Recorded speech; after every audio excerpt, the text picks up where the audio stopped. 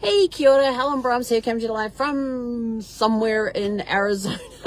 I really don't know where I am. As you can see, I'm in the car. What's going on? This is, welcome to Before the Dirt Nap podcast number 1900. I think it is 57.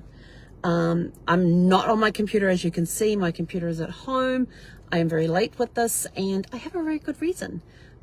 This is not how I expected to spend my birthday, but if you saw the live earlier, you got to see that we had some crumbled cookies, which were very good.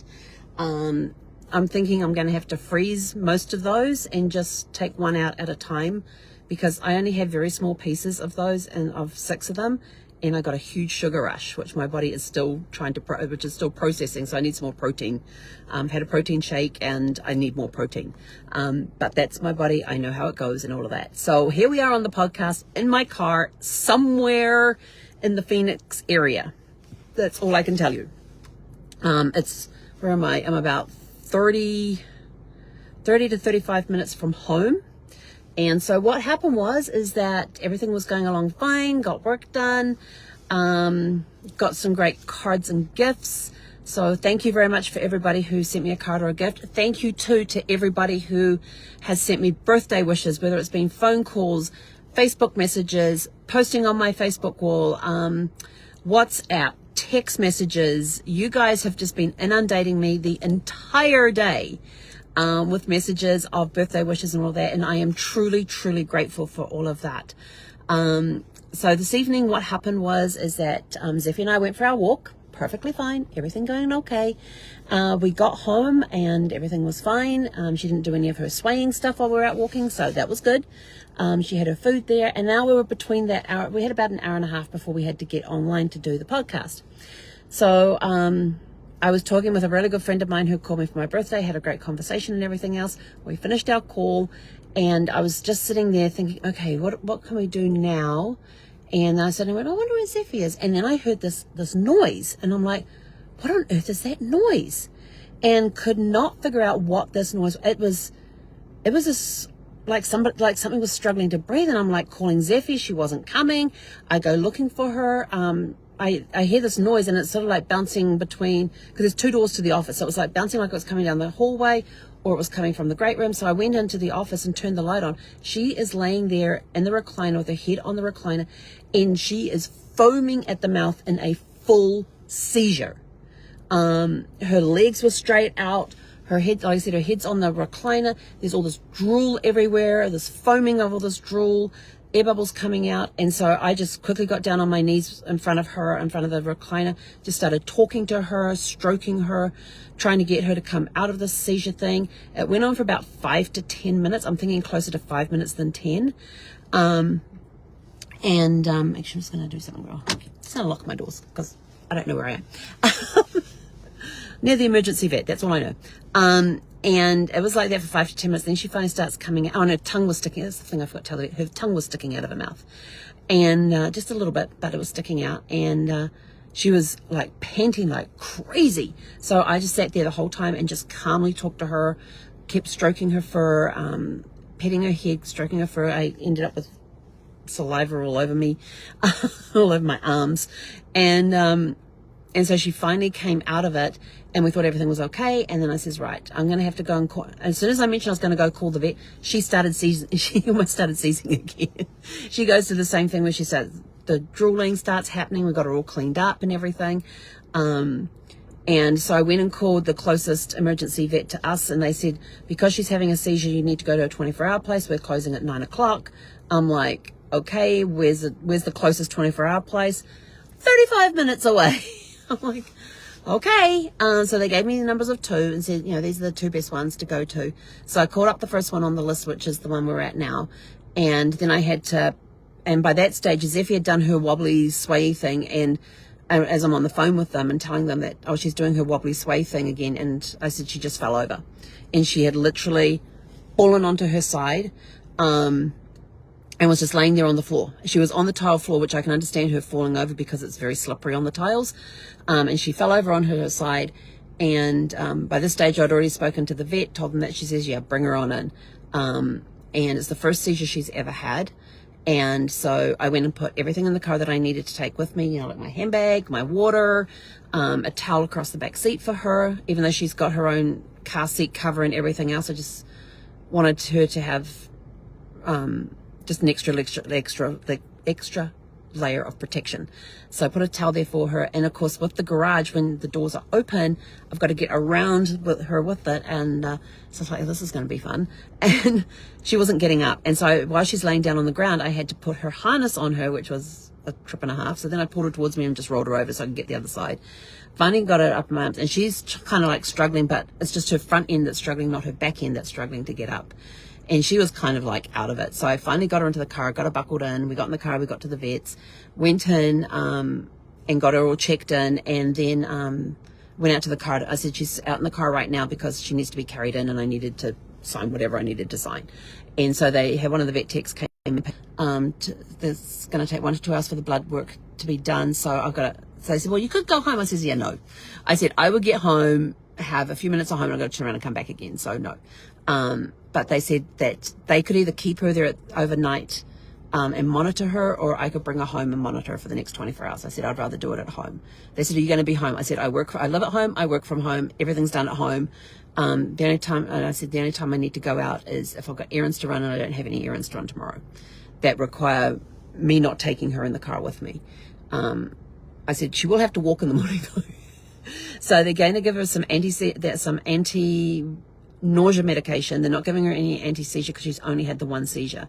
And I said, how's she doing out there? I said, is she at least standing or anything? And she says, oh, she's sitting there, not quite sure where she is. I said, yeah, that sounds about normal.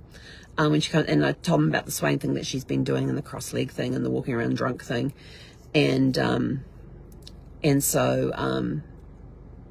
Yeah, so they're monitoring her right now, doing blood work, and we'll see what the blood work. They said it could be neurological, and we don't have a CT scan or an MRI here. You'd have to go to this place in the valley to get that done. But for now, we can do all of this stuff here and just rule out any infections. And if there isn't, and apparently there's a West Valley fever or something that can get into the brain and can cause seizures. So they're going to be testing her for that. And it could be something she picked up off the ground. I said, well, tonight she actually picked something up off the ground, and I quickly opened her mouth and scooped it out. They said, what was it? I said, I have no idea. She had started crunching it, and I just put my hand in there and scooped out whatever was left. I don't know if any got left in her mouth and she swallowed it. I don't know. But I said it was just it was a small amount of whatever it was, but it got scooped out of there pretty quickly.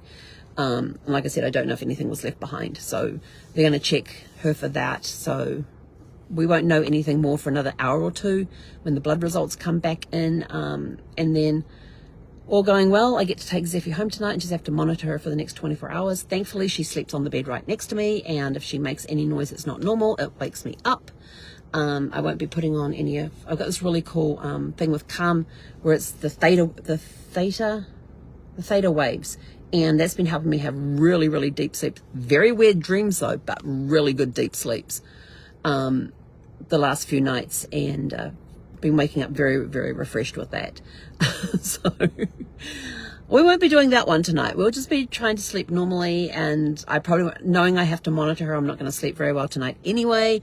Yeah, we'll just see how things go with her. And so that's basically what's happened on my birthday. We're down at the emergency vet place, and I'm probably going to go and find something to eat for dinner, although I really don't feel hungry. And I really don't want to get junk food or drive through or anything else. Yeah, I was just going to make myself some eggs at home. Oh, June's putting a heat. No, definitely not the heat. Our temperatures right now are similar to New Zealand summer temperatures. We're down in single digits, low tweens for morning temperatures, and in the afternoons we're reaching, that's Celsius. For the evening, for the high temperature of the day, we're like around 20 to 25 degrees Celsius for our highs for the day. Bladder infection, nope, she's peeing normally. Urine is on, and they've already told me the urine's normal. Scorpion, not unless she's found another one, because the one that was in our house I killed. And she was nowhere near that one. Lizards, haven't seen any lizards around for ages. Sounds like you're playing. I don't know what the sounds like you're playing is, but whatever. Maybe it's because don't have a very stable connection here right now. I've got 3.5 bars. The fourth one's kind of almost glowing. And I'm on 5G, so it should be, I'm not sure why it's doing weird things with all of that, but I had to drive away from the vet's office because I wasn't getting any bars. I was getting one, little tiny one. So yeah, so right now it's the play and wait game, so any prayers for Zeffie would be greatly, greatly appreciated. And again, thank you everybody for the birthday wishes. Thank you for those of you who already know and are out there praying for Zeffie. I've been pretty calm about this, although I did have some words with upstairs to say, hey, look, please, please, please, not on my birthday. This is not what I want to be doing on my birthday. We were just gonna have a nice quiet night at home and watch a Christmas movie. I haven't watched a Christmas movie since National Lampoon's Christmas Vacation on December 1st. So tonight I was going to watch, what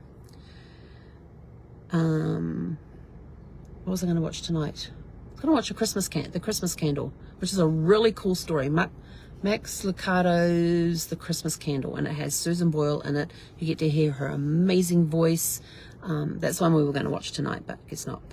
Theta waves are actually really good for dogs. Helps keep them calm and helps with any anxiety or calming them down.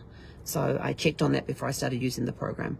Anything I'm going to try out when it comes to essential oils, when it comes to the calm with the different wave programs and stuff, I'd love to do the alpha and the delta wave programs, but you need to wear headphones for that.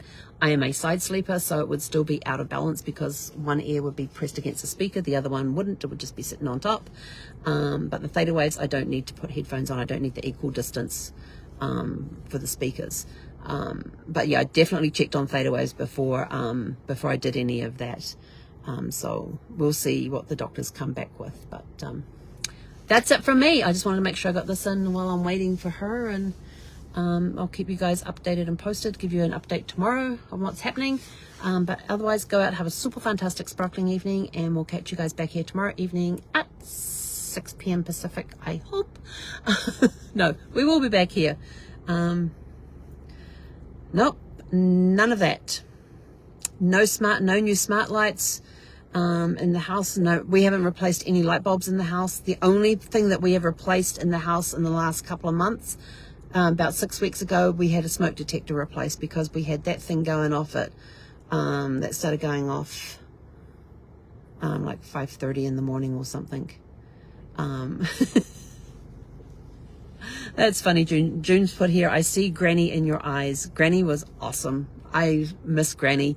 Had a lot of time for her. My middle name is actually, I'm actually named after her. My middle name was her first name. So I'm actually named after her.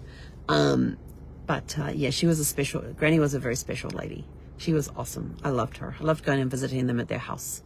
I still remember the coloured LED lights that they had on either side of the front door, and I would go and look out at the world through these coloured LED lights that she had on either side of her front door and see like everything in blue or everything in green or everything in yellow. So yeah, so I'm going to head back into the vet's office now and sit there and wait quietly. Although I really probably should go get something to eat. I don't even have a snack bar with me, but I really don't want junk food. I mean, I was just going to make myself eggs tonight. And I've got stuff being delivered by Amazon this evening too. So it's going to be sitting there on the front porch when I finally get home at, let's see, yeah, when I finally get home in an hour or two. Because it's going to take it, once I get Zeffie in the car, it's, we've got to be here an hour to 2 hours waiting for blood results to come back. We get those results. They're monitoring her through this time to see how she does. And, yeah, and then once I get her in the car, we've still got a 35-minute drive home. So I'm figuring I'm going to get home sometime around, let's see, it's 8:30 now, a couple of hours, plus it'll take me to 10:30. So somewhere around 11 to 12, somewhere around there. So with that, I'm out of here. You guys have a super fantastic sparkling evening. We'll catch you guys back here tomorrow evening at 6 p.m. Pacific. Hey, konera.